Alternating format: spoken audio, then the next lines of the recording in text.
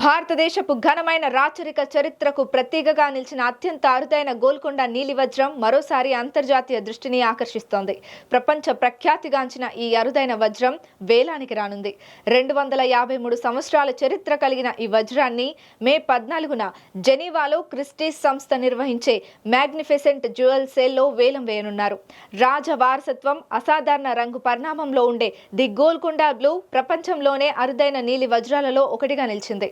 అలాంటి blue diamond వేలానికి వస్తుండటంతో ఆసక్తికరంగా మారింది.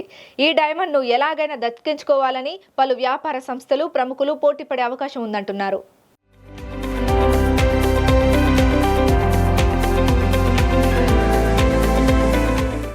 భారతదేశ గత రాచరికపు కాలానికి చెందిన అద్భుతమైన అవశేషం మరోసారి టాక్ ఆఫ్ ది టౌన్ అయింది.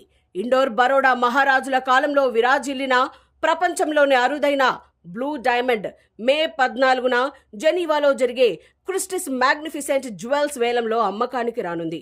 23.24 క్యారెట్ల ఈ వజ్రం $35 మిలియన్ నుంచి $50 మిలియన్ వరకు పలుకుతుందని క్రిస్టీస్ తెలిపింది. అంటే మన కరెన్సీలో సుమారు 300 కోట్ల నుంచి 430 కోట్ల వరకు ధర పలుకుతుంది. ఈ వజ్రానికి 259 సంవత్సరాల చరిత్ర ఉంది.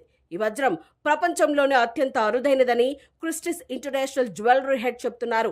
రాజవారసత్వం, అసాధారణ రంగు పరిణామంతో ప్రత్యేకతను సంపాదించుకుంది. ఈ వజ్రాన్ని 1947లో న్యూయార్క్ కు చెందిన నగర వ్యాపారి హ్యారీ విన్స్టన్ ఇండోర్ రాజవంశం నుంచి కొనుగోలు చేశారు.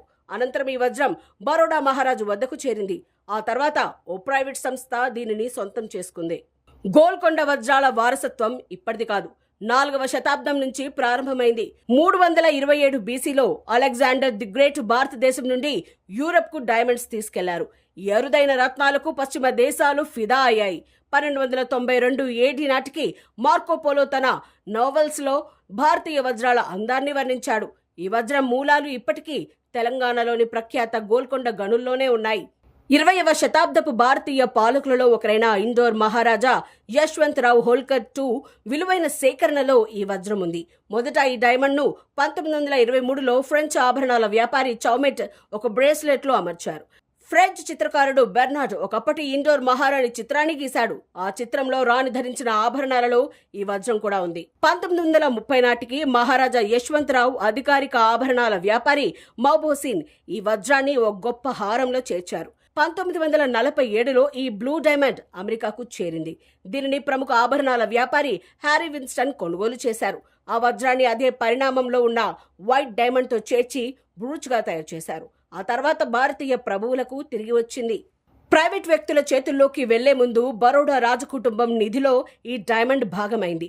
అలాంటి అత్యంత అరుదైన ఈ వజ్రం తన తదుపరి అధ్యయనానికి సిద్ధమవుతోంది.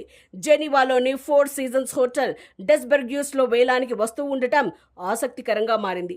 ఈ డైమండ్ ను దక్కించుకునేందుకు పలు సంస్థలు, ప్రముఖులు పోటీ పడే అవకాశం ఉందని తెలుస్తోంది. అయితే ఇదే వేలంలో అత్యధిక ధరకు అమ్ముడైన బ్లూ డైమండ్ కూడా ఉంది.